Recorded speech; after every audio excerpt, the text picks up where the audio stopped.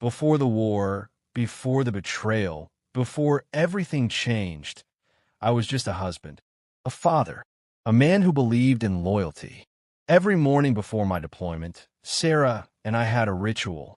She'd hand me my coffee, kiss me on the cheek, and say, "Come home to us." We weren't perfect, no couple is, but we had history. 7 years, one child, a million memories. There were late-night kitchen dances, shared laughter over burnt pancakes, quiet nights with our daughter asleep between us on the couch, child giggling, the soft clink of forks on plates. We met in college. Sarah was an arts student, passionate, free-spirited, always scribbling something in her sketchbook. I was a year older, already enlisted, studying political science. She thought I was too serious. I thought she was magic.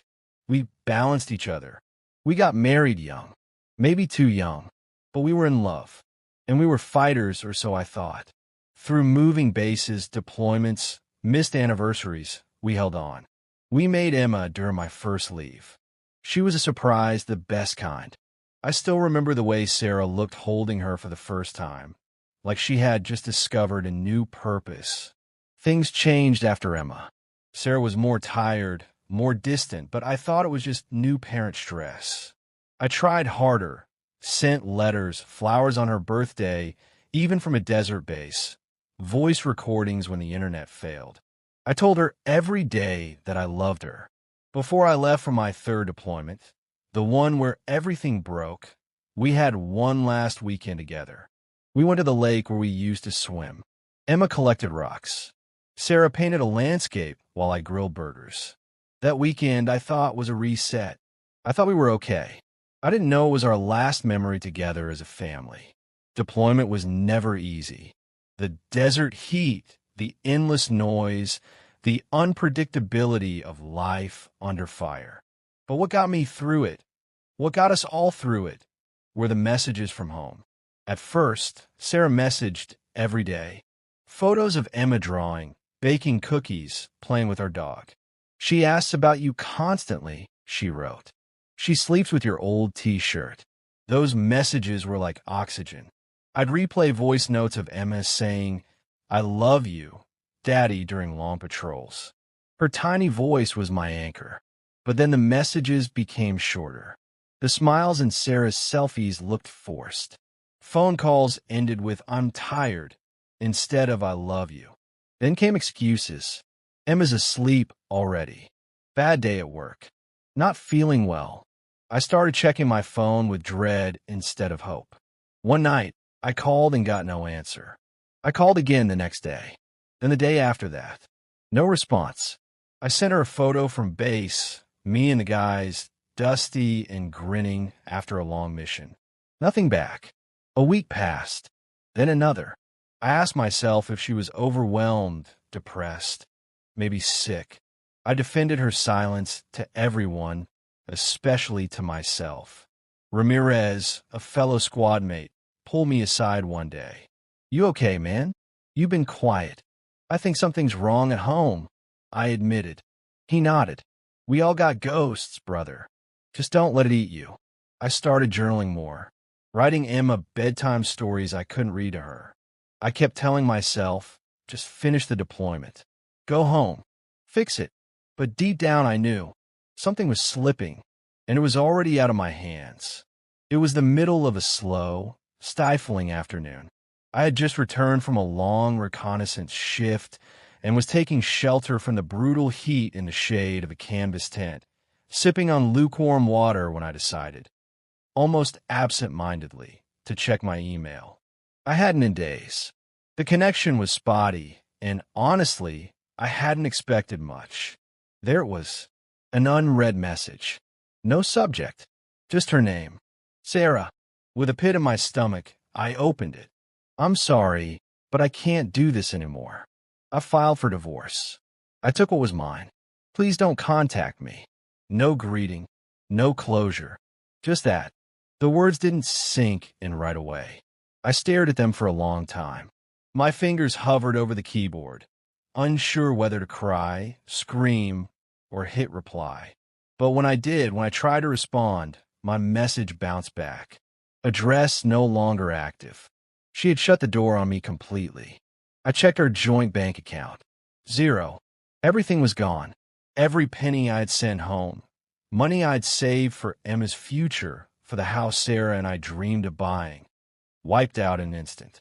I slumped back on the cot, silent. It was the most devastating ambush I'd ever experienced. And it came through a screen. My breathing grew shallow. The edges of my vision blurred.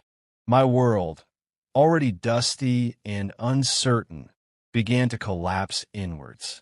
A medic passed by and glanced in. "You good?" he asked. I nodded. I lied. That night, I didn't sleep. I couldn't. I just lay there, staring at the canvas ceiling, replaying every moment of our marriage, trying to pinpoint where I failed. I couldn't believe the woman who once danced barefoot in our kitchen could be the same person who left me by email. And then, worse than the betrayal, came the fear. Where was Emma? Was she okay? Did she know I still loved her? Had Sarah poisoned her against me? I had no answers, only silence. And deployment wasn't over. I had months to go. I fell into routine after that email, not because it helped, but because it was all I had. Patrol, chow, gear check, patrol. Day after day. I didn't feel present in any of it. I was moving but numb, existing, not living. The other guys in my unit noticed. They gave me space at first, probably assuming I was dealing with something tactical, maybe a bad op or a friend lost in the field. But then they started checking in, quietly, a shared look across a fire, a pat on the shoulder in passing. Ramirez, always the blunt one, said what the others wouldn't. "You're fading, brother." He was right. Inside, I felt like a ghost. I stopped checking my email. What was the point? I stopped shaving, stopped writing. The letters to Emma, once my nightly ritual, sat unfinished in a tin box under my bunk. Each one started with hope and ended with pain I wasn't ready to face. There were nights I stood alone, staring out past the perimeter fence into the endless desert. The stars are the same ones Sarah and I used to look at from our old balcony. I wondered if Emma was looking at them too, if she still remembered the sound of my voice. My stories, our bedtime routine. What ate me alive the most wasn't the betrayal, it was the silence, the not knowing. The way Sarah had cut me off so completely, like I'd been a bad dream she was finally waking up from. And the worst part? I couldn't even fall apart properly.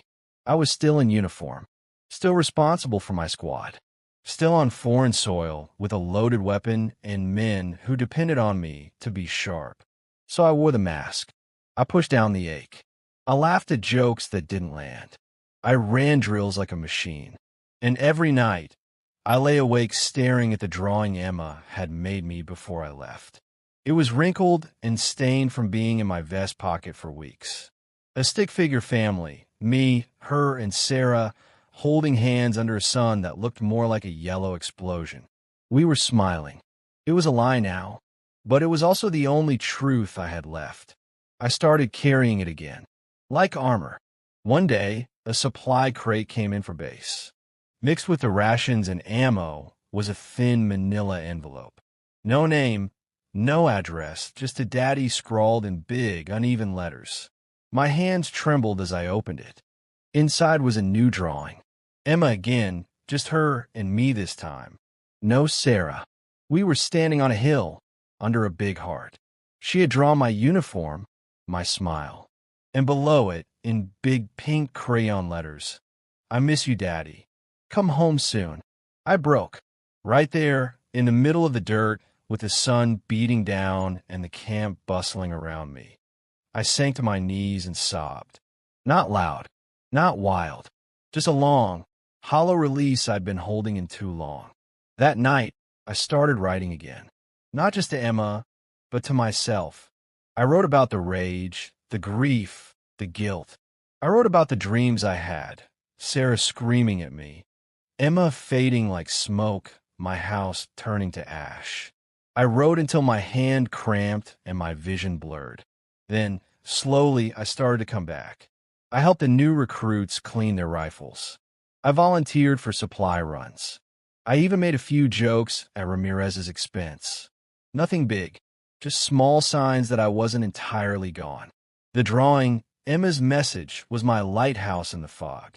I didn't know what I'd come home to, but I knew one thing. I was going to find her, and I was going to be her father, no matter what it took. The plane touched down just after sunrise. Home soil. I should have felt relief, joy, something, but all I felt was hesitation. As the others around me erupted in cheers and hugged waiting families on the tarmac, I stood still, gripping my duffel bag like a lifeline. My boots hit the ground, but my heart hadn't followed. There was no one waiting for me. I had imagined this moment differently for years. Emma running toward me, Sarah crying, arms wide open. The warm kind of chaos. Instead, I was one of the last to leave the arrivals area. Just a shadow among reunions. I picked up my rental car in silence. The clerk offered a welcome home, sir. I nodded, forced a half smile. I didn't know where to go first. Not really. My name was still on our house's deed, though Sarah had left no forwarding address. I drove past our old street, slow, watching the home that once held our entire life now occupied by strangers. A new family, a tricycle on the lawn, curtains I didn't recognize, a dog barking inside. It was like stumbling across a version of your life that moved on without you. I didn't knock. I just sat across the street for a few minutes, engine humming softly, then drove off. I didn't want to scare the new owners. I just wanted to say goodbye. What does a man do when he returns from war to find the real battle just beginning? I checked into a cheap motel near the edge of town. My phone lit up with missed updates and notices, court documents, bank alerts, a dozen automated warnings about accounts being closed or frozen. Every message felt like a door slamming shut. I spent the first night staring at the ceiling fan, the buzz of the neon sign outside my window humming like a mosquito in my skull. I was 31 years old and starting over from zero. The next morning, I drove to my old bank. The woman at the desk looked confused when she pulled up the file. It appears all funds were transferred months ago to a new account, joint, but with only one active party now. I stared at her. That would be my ex-wife. She nodded gently, almost embarrassed. I'm sorry. We sent statements to the address we had on file. I left the bank and sat in my car for a long time, gripping the steering wheel until my knuckles turned white. I wasn't just betrayed, I was erased. My financial foundation, the home I helped build, the woman I trusted, it was all stripped away while I served. But worse still, I didn't even know where my daughter was. That's when I made a decision. I would find Emma, even if it meant digging through every legal file, calling every mutual friend, and knocking on every door. I wouldn't let Sarah take her without a fight. I contacted a lawyer, explained everything. She looked at me with a mix of sympathy and quiet concern. This is going to take time, but you have a right to see your daughter, especially if you've never forfeited custody. I nodded. I'll wait. I've waited this long. It was a long, slow climb from there. Paperwork, hearings, counseling sessions. Sarah's lawyer painting me as an absentee, emotionally distant, too damaged by war to parent. But the truth came through in quiet ways. Emails I'd saved, old voicemails from Emma, proof of the letters I sent every week. I was able to show them who I really was. In the meantime, I got a job at a local mechanic shop. I needed to stay busy, grounded. The smell of oil, the feel of metal under my hands. It reminded me I was still useful, still here. The guys didn't ask too many questions, which I appreciated. Every day after work, I checked for updates from the court. Every night, I wrote a new letter to Emma, even if I couldn't send it. I had dozens by then. Stories, drawings, poems, all sealed in envelopes, all waiting. The hardest part was knowing she might not even remember me. She was 6 when I left. Kids change. Mine's mold. What if I was just a face in an old photo album? A bedtime story her mother had stopped telling?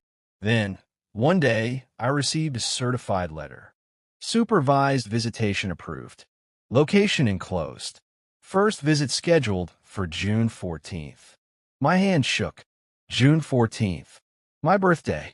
I stared at the paper for a long time before whispering the only thing that came to mind.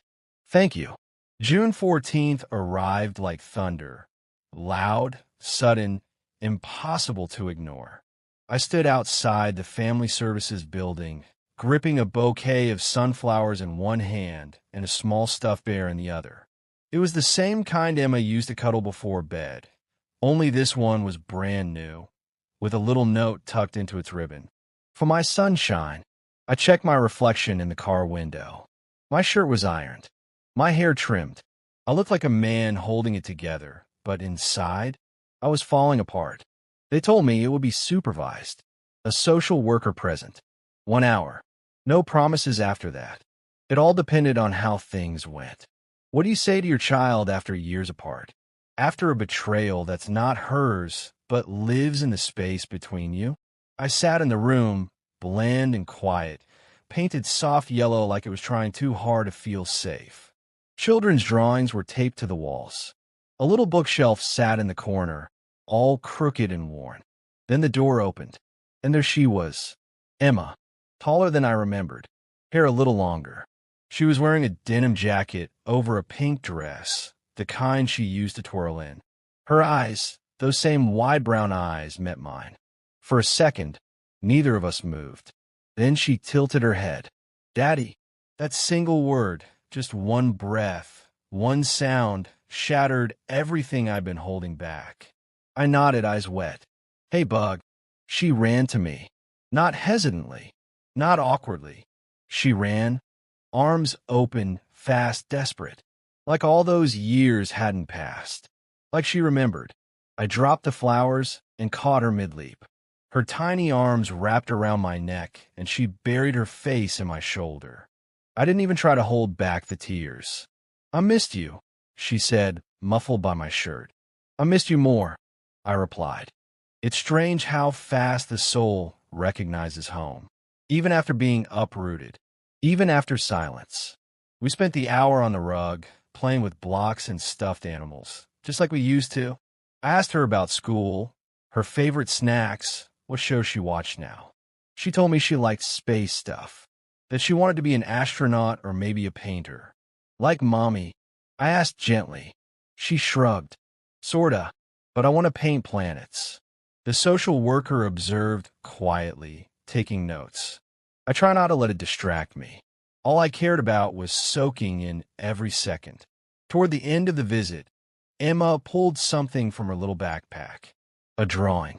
It was us, just like the one from the envelope overseas, but older now. She had drawn me in my uniform again, but this time we were holding hands under a sky full of stars. She had written my hero across the top in uneven crayon strokes. I nearly lost it again. It wasn't perfect. There were gaps in our conversation. Times she looked away, unsure. Questions she didn't ask. But it was real. It was ours. After the hour, the social worker gave me a kind smile. She's very attached to you. That's rare, given everything. I nodded, unable to speak. I watched Emma wave as she walked out the door, holding the bear tight against her chest. And just like that, she was gone again. But this time, I knew it wasn't forever. The visits became regular. Weekly, then bi-weekly. The social worker slowly eased restrictions. I started picking Emma up and taking her to the park, the ice cream shop, the library. We built new routines. She'd ask questions now, real ones. Why don't you live with us anymore? I answered honestly, carefully. I never spoke badly about Sarah, even though everything in me wanted to. Emma didn't need my wounds. Sometimes grown-ups stop being a good team, I told her. But that doesn't mean they stop loving you. One day, Emma leaned against me as we sat on a park bench. Mom says you left. I took a long breath. I went to serve, to protect. I never left you, Emma. Not in my heart. She nodded slowly, looking down. I kept your old shirt. It doesn't smell like you anymore. That one broke me all over again, but also strengthened something inside me. I filed for partial custody. The court process dragged, but I showed up for every hearing, every mediation session, every supervised moment with dignity.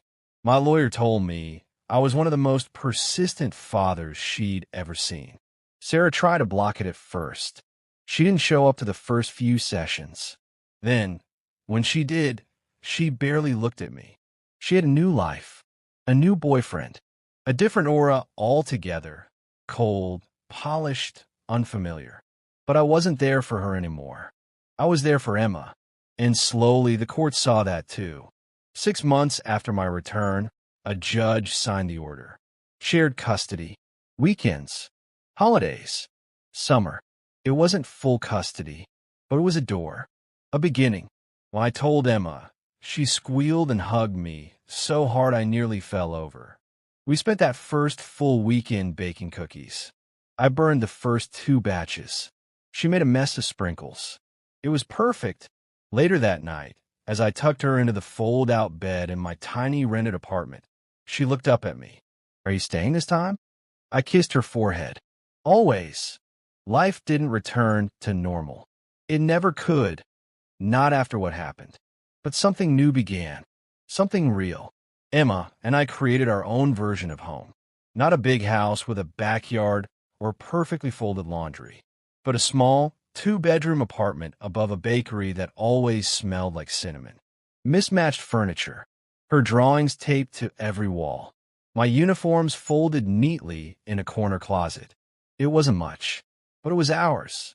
Every Friday, she'd come through the door dragging her little pink suitcase behind her, already chattering about her week, what she learned in science class, what drama went down at recess.